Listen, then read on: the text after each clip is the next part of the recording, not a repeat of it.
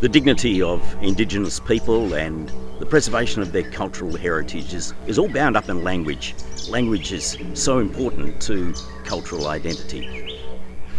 Tom Little is a Noongar elder who has embarked on a project in which he's translating part of the Bible into his own heart language. The result has been written and audio material, but what Tom has done is he has brought his faith and he's also brought his love of language and culture, and he's put it all together into one unique project that comes from the heart. Yilak yilak wama murdich moira and wanki. Kwejang nginda mortaman Israelang walak walak bujara. In my language, ngan bilyadak binjara bibelman yunga. I'm a bilyadak man, one of the water people from Binjarab, which is our traditional name for Pinjarra, and I'm a Bibbulman, which is our tribe's actual name.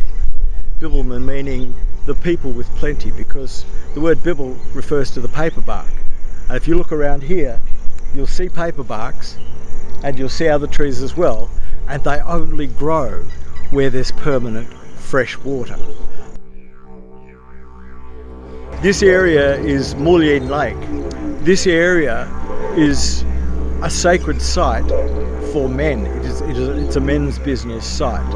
And Mulye is nose in our language. So this area was where men would come to have their septums pierced, their nose pierced.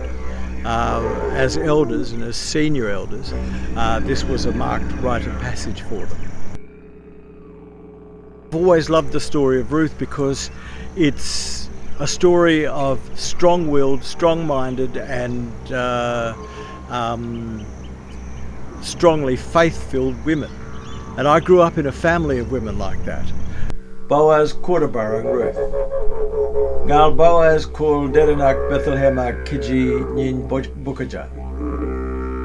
Nginda Wama Mudich Moiran Jenjeranin. Nijabal Ngian Boaz Kwajawarang Ruth. Boaz Wankibar. Ngal Nijamamrap Yoal Kul Kijinin.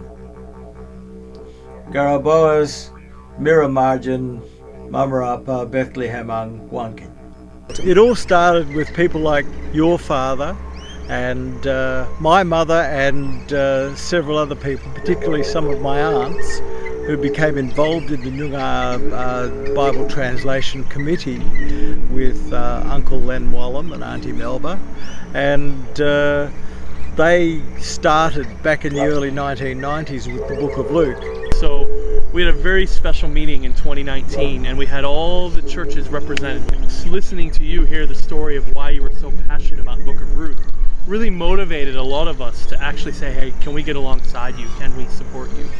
I've often been asked why it is that I want to translate the Bible into Noongar language. I get the absolute joy and thrill of being able to produce something in my own language, in my heart language, for my people to read and for it to go straight to their heart as well. And there's the added bonus of preserving, rejuvenating and protecting the language, because it's been considered by the mainstream to be a dead language. However, we say it's just been very carefully hidden, and now it's timely to bring it back out into the mainstream so that others can share it as well. Well, the importance of preserving the language is to do with the fact that all of our law, all of our culture, all of our history is tied up in our language. And because it was not a written language, we had to not only know the language, but know the history, know the culture, and know the stories in particular. So when we tell story, it is usually telling about some part of our history, our law, or our culture that's important for the people to know. And by preserving the language, we're actually preserving the culture, and that's a crucial thing. Tom Little has been able to contribute to the preservation of his own heart language by bringing his faith as well as his love of his culture and his language together into one unique project that comes from the heart.